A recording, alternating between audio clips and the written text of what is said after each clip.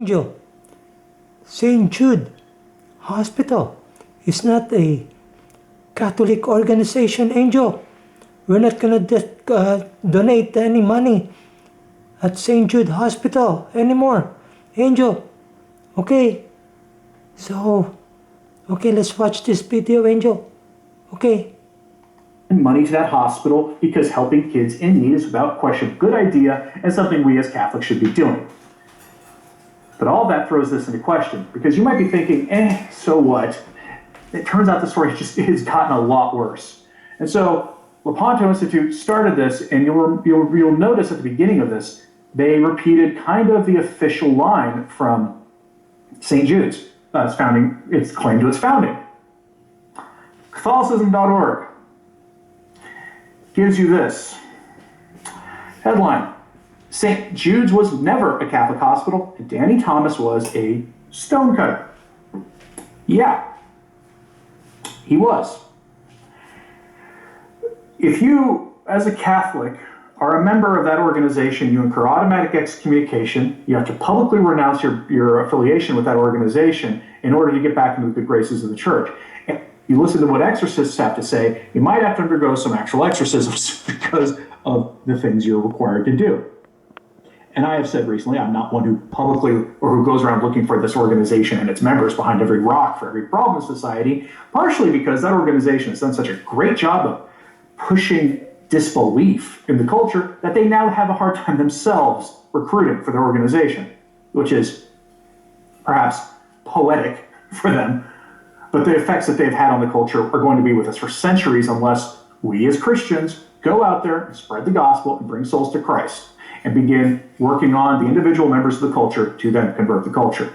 It's the only way out of this, or divine intervention. But you remember how I started this. The Lepanto Institute began with the official history of the hospital and its founder, talking about how he was a Maronite Catholic and all the rest of it. Again, that's the official line from St. Jude's itself. While they emphasize the Catholicity of its founding, they also deny that they are a Catholic hospital and have never been a Catholic hospital. How many of you, let me know in the live chat or in the comments, have over the years given money to St. Jude's under the assumption that they were a Catholic hospital? Being a member of the Stonecutters and organizations like them incurs automatic excommunication, and again requires a public renunciation of the organization to get back in the good of the church. Remember that, and remember the hospital was never founded as a Catholic institution. It isn't long, so we'll just go over the whole thing, but keep this in mind. As it turns out, because St. Jude's was never a Catholic hospital, it was founded by a Catholic, but it was never a hospital that was Catholic as an organization. It's always been independent. The use of saint in its name and founding is clever marketing. And I won't discount the intention of the founder who disregarded the church teaching on that organization. I won't say that he did not pray to St. Jude and built this hospital in honor of him. But it is clever marketing, which almost certainly helped it become what it is today. But it's never been a Catholic organization. If it had, there would have been oversight from a bishop or the bishops, multiple bishops maybe. That hasn't happened, and has never been the case. Let's just go over this article. 3 days ago, we posted a Lepanto Institute press release warning about the hospital, which so many contribute to, assuming incorrectly that it is Catholic. St. Jude Children's Research Hospital marked not safe for donations by Charity Watchdog. St. Jude's is not now, nor has it ever been, a Catholic hospital. The hospital's website is transparent about it being a secular institution, quoting their website. We are not a Catholic hospital, nor are we affiliated with any religious organization. Our founder, Danny Thomas, was Catholic, and St. Jude Thaddeus was his patron saint. Danny Thomas, a Maronite Catholic of Lebanese descent, was a Knight Commander of the Equestrian Order of the Holy Sepulchre of Jerusalem, appointed by Pope Paul VI. His being a, quote, devout and a devotee of St. Jude is part of the story of St. Jude's founding. But this does not mean the hospital was a Catholic institution. It never was. Thomas was also a high-ranking member of the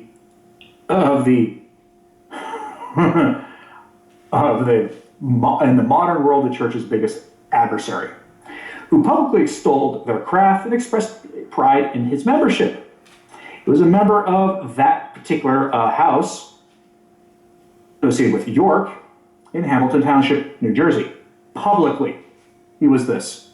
He's also a member Scottish affiliation of that organization. and that shrine in Los Angeles. According to the Big House of Pennsylvania, he had attained the top level.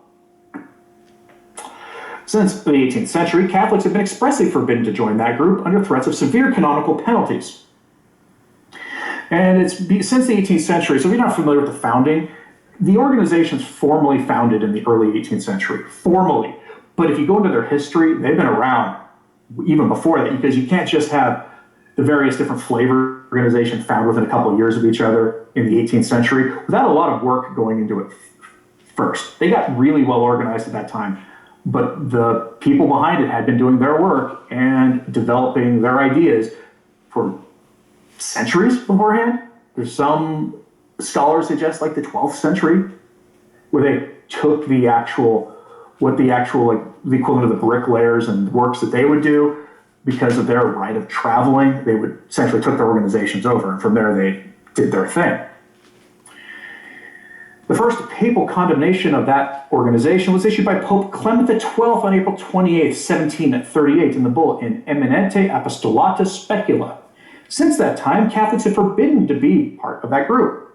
Multiple papal interventions reiterated and expanded Clement's condemnation, eventually making membership in their houses an offense that incurred automatic excommunication. So in other words, Danny Thomas was not a Catholic. He wasn't. He never renounced what he did. He had the opportunities to, but unless I'm mistaken, and if he did renounce his ties to that organization, then I stand corrected. But there's no record, as far as I am aware, of him doing so. The 1983 Code of Canon Law did not contain an explicit mention of the organization, but something else happened that same year to clarify the issue. In 1983, Cardinal Joseph Ratzinger, prefect of the Congregation of the Doctrine of the Faith, future Benedict XVI, with the personal approval of Pope John Paul II, issued a declaration on those associations, which reiterated the Church's objections to that organization.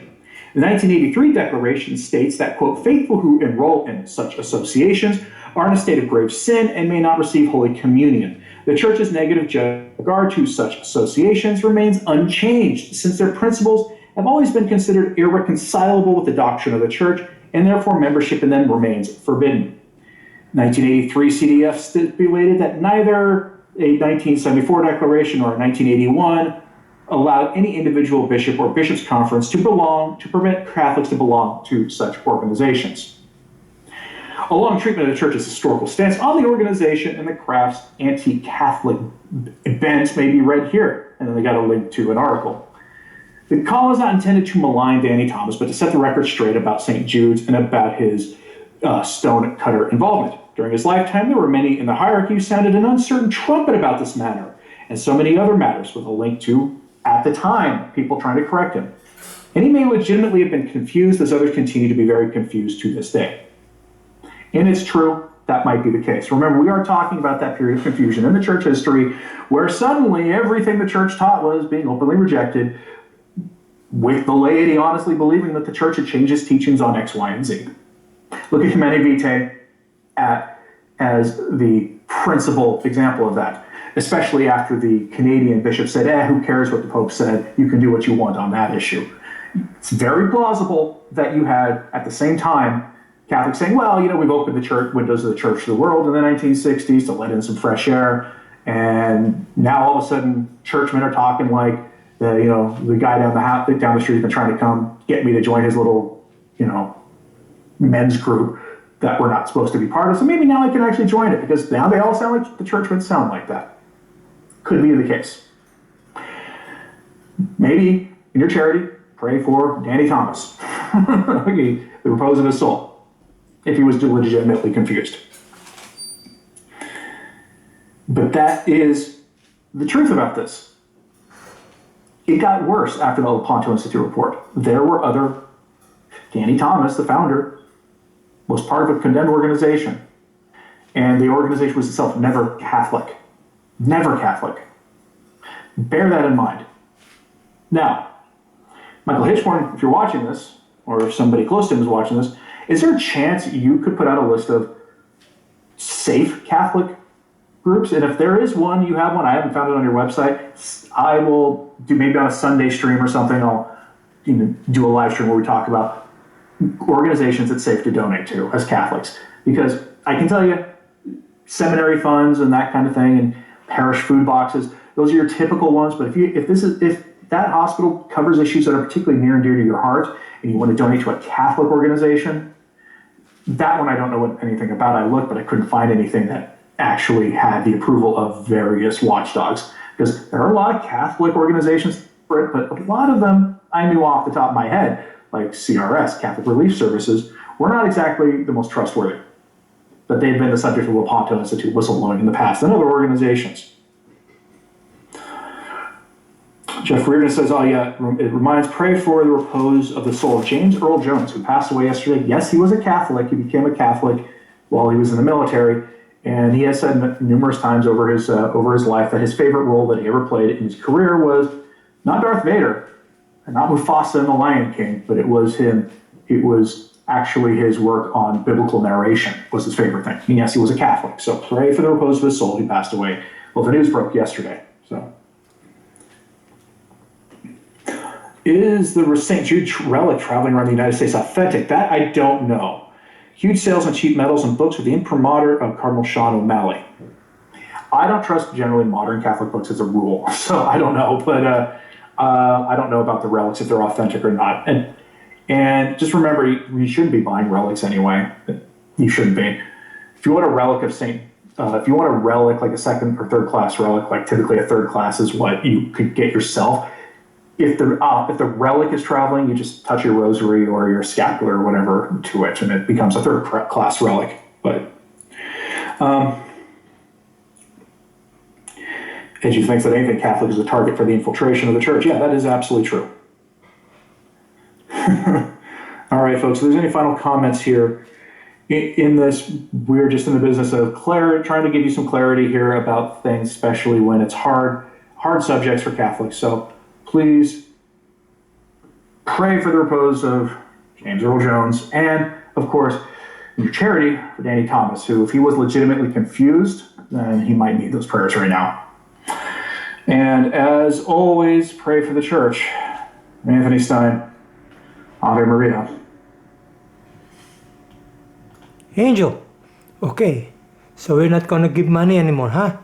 Okay, so we need to call Lepanto Institute. Okay, which organization? Okay, Angel? Okay, bye-bye now, Angel. Smile, Angel. Show your teeth, Angel. Show your teeth. Angel, show your teeth. Okay, bye-bye. Bye-bye.